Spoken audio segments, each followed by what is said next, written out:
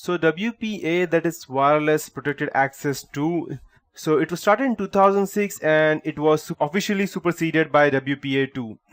One of the most significant changes between WPA and WPA 2 was the mandatory use of AES algorithms and the introduction of CCMP, that is counter cipher mode with a block chaining message authentication code protocol. I believe that's what the full form is.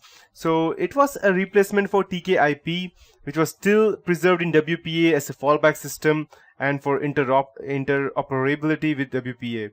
So currently the primary security vulnerability to the actual WPA2 system is the obscure one, and it requires the attacker to already have access to the secured Wi-Fi network in order to gain access to certain keys and then perpetuate an attack against other devices in the network. So as such, security implementations on the known WPA vulnerabilities are limited almost entirely to enterprise level networks and deserve no practical consideration regard to home network security.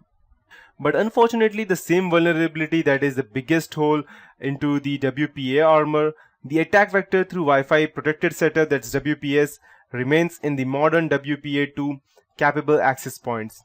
Although breaking into the WPA or WPA2 secured network using this vulnerability requires a total of 2 to 14 hours of sustained effort with a modern computer, it is still a legitimate security concern and WPS should be disabled. And if possible, the firmware of the access point should be flashed to a distribution that doesn't even support WPS, or so the attack vector is entirely removed.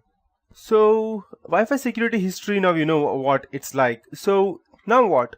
At this point, you will be either feeling a little smug because you're confidently using the best encryption scheme available for your Wi-Fi access point, or you're a little nervous because you packed in the WEP since it was at the top of your list. If you're on the later, you don't have to worry, but if you have used WEP, you never know, someone might already have gained your access. So before I hit you with a further reading of our top list of Wi-Fi security tutorial, this is a basic list ranking with current Wi-Fi security. The first one and the best one would to go ahead and keep your network secure would be to use WPA2 plus AES encryption. After that, WPA plus AES. After that, WPA plus TKIP or AES again, because TKIP will be the fallback method, or WEP or no network security at all, which I think would be the worst. So ideally, you can go ahead and disable Wi-Fi protected access, Wi-Fi protected setup, that's WPS, and set your router to WPA2 plus AES. So everything on that list is a less than ideal step down from that. Once you get to WEP, your security level is so low, it's about as effective as a chain link fence. The fence exists simply to say, hey, this is my property and no one should enter. But anyone who actually wanted in would just climb right over it. And finally, I will have to teach you about the 802.1x. But before I proceed with that, let me explain you something about the WPA2. There are two forms of WPA. One is WPA PSK and WPA2 PSK. So the Wi-Fi protected access, that's WPA, and the new WPA2. PSK can either be used for both of the encryption method. WPA or WPA2 Enterprise provides coverage for large entities, but it requires a radius server. WPA Personal, that's WPA2 PSK, is an appropriate use for residential and home business settings. So you might be wondering that how does WPA PSK or WPA2 PSK work? With WPA PSK, that's personal security key, you can configure each wireless LAN node, access point, wireless routers, client adapters, bridges, not with an encryption key, but with a rather plain English passphrase that contains up to 133 characters. And using the technology called as TKIP, that's temporary key integrity protocol, that paraphrase along with the network SSID is used to generate unique encryption keys for each wireless network. So these encryption keys are constantly changed. When clients connect, the WPA PSK authentication users provide the password to the verify whether to allow them access to the network or not. And as long as the passwords match, a client is granted access to the wireless LAN. So you might be wondering that when should I go ahead and use the PSK authentication? PSK was designed for home and small network office that do not require the complexity of 802.1x authentication server. Some reasons to use PSK authentication are: PSK is very simple to implement as opposed to 801.1x, 802.1x authentication, which requires a radius server. But your legacy clients might not support 802.1x or the latest WPA standard. Then you might wonder, why would I not use the the PSK authentication? Even if you have a small company, there are drawbacks to using PSK authentication. For example, if an administrator leaves the company, you should reset the PSK key.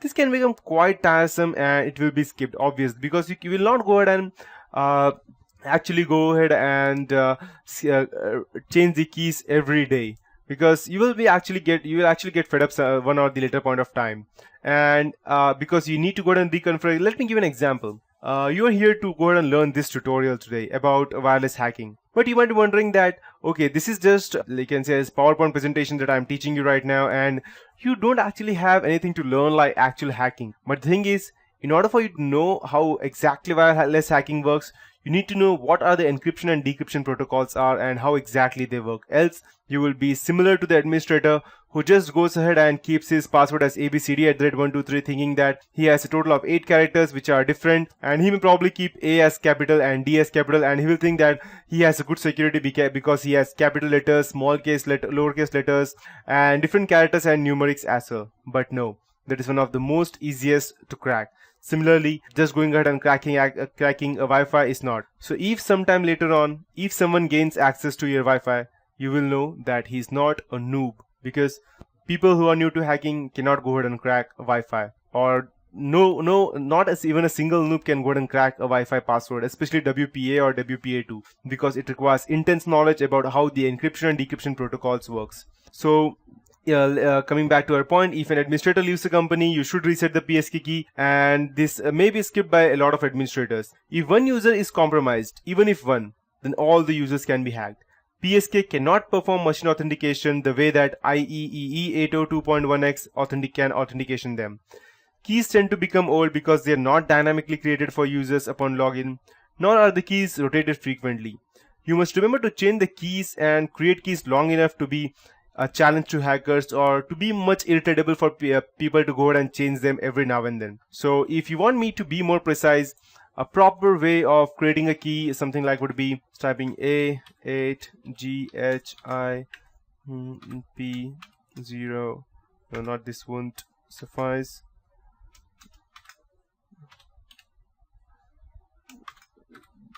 So this doesn't make any sense, right? Yes, that's why.